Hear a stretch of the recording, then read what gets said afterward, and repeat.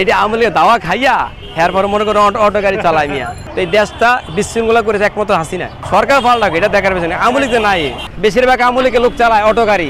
তারা দেশ থেকে আইয়া পলাই আইয়া এই জলস্থির মতো শরীর লইয়া পায়ের গাড়ি চালায় না, এই গাড়ি চালায়।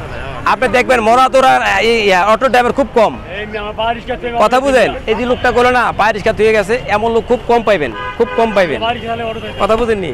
এটি আমলিকে দাওয়া খাইয়া হ্যার পর মনে করেন অটো গাড়ি চালায় মিয়া।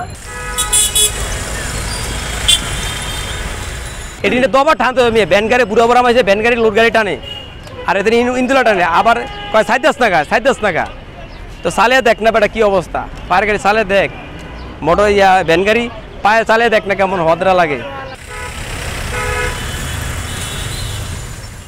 আমার কই আমি 2 দিন চালাইয়া আমার খালি কই প্রতিবন্ধী কই দাস, ওই প্রতিবন্ধী কই, আমি এটা চালান ছাইড়ি দিছি, আমি চালাই না নিয়ে। আমার সুস্থ মানুষ, আমি এই গাড়ি চালামু আর মাঝে গালিও না, এই গাড়ি আমি চালাই না, কথা বুঝিনি। এমন অনেক আছে, অনেক আছে।